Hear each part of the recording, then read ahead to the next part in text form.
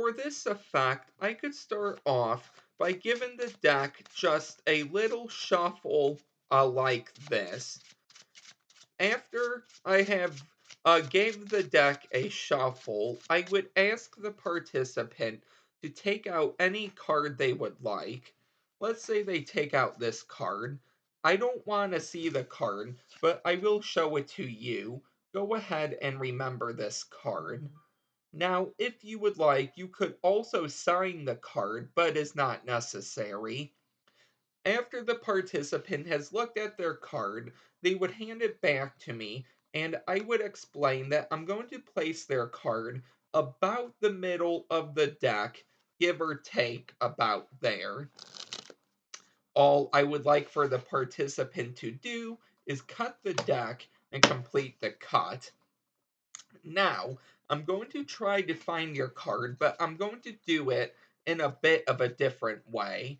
I'm going to find your card so fast, I'm going to find it before you can find your card, which may seem impossible. If I snap my fingers and spread out the deck, your card is the Four of Hearts.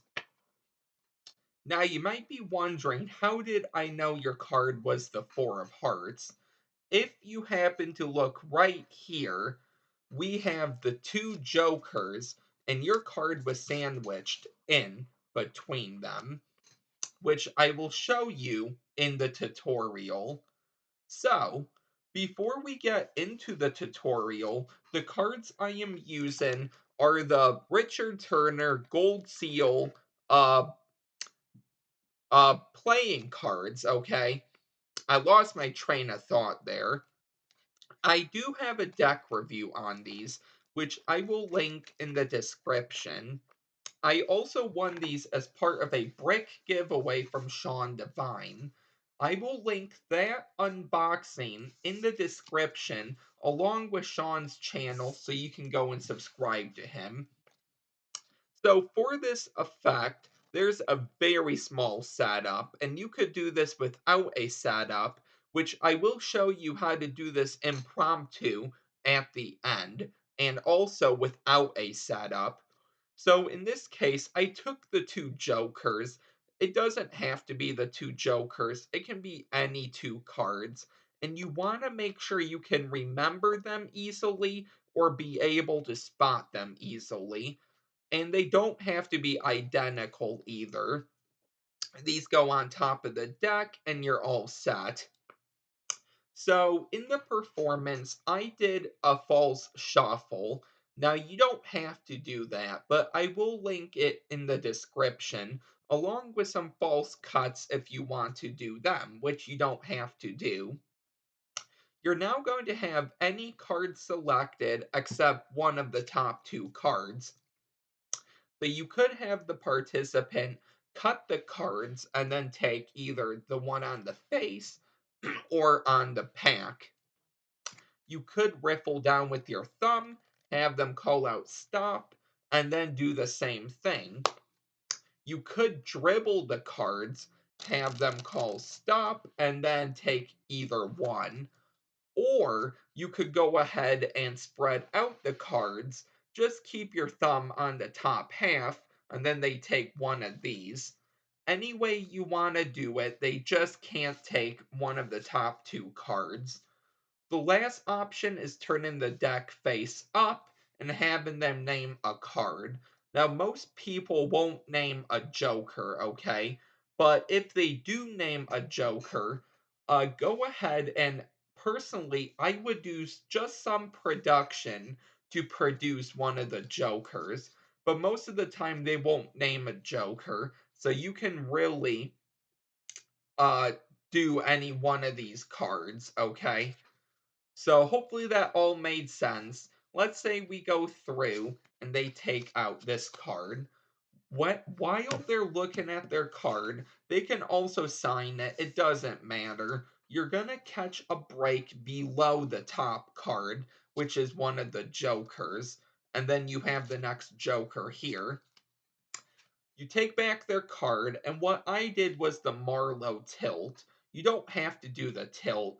I will link it in the description. You could do the KM move, which does the same thing, which will be also linked in the description, or you can do a completely different move. Just make sure it gets their card second from the top in between the two jokers.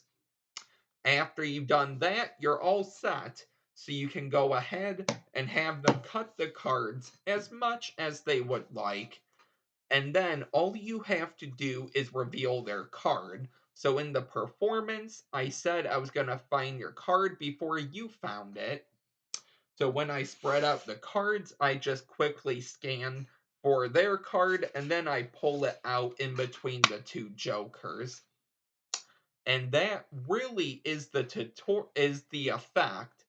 Now another ending you can do is by spreading out the deck, and you could show them their card is here and then say, I know this is your card because it's in between the two jokers.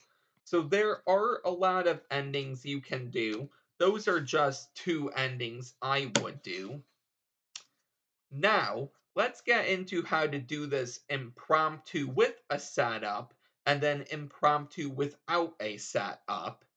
So what I would do, first of all, let's say the deck is shuffled, that's fine. You're gonna show all the cards are different. When I come to two cards that I like, I'm gonna control them to the top using the call. Now you don't have to do the call. This is just my go-to way if I'm gonna control more than one card, okay? Now my call is terrible. I never do the call in public, controlling more than one card. But basically, you're gonna control their two cards to the top that way, and then you are all set to do the effect. The call will be linked in the description, and you can do anything you would like to control the two cards to the top. If you do the call, make sure it's a lot better than mine. But once again, I never used the call, so that's why it looks the way it did. The last way of doing this impromptu without a setup is the deck is shuffled. They select a card.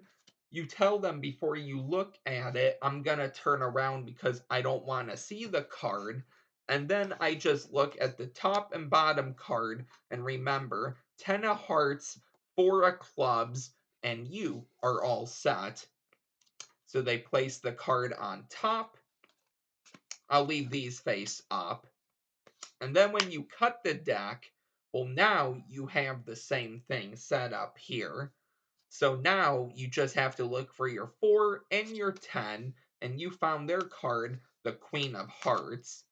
Now, if you do want to do the same thing with the jokers, if it's easier, one could go on top, one could go on the bottom. You just have a card put on top of the deck.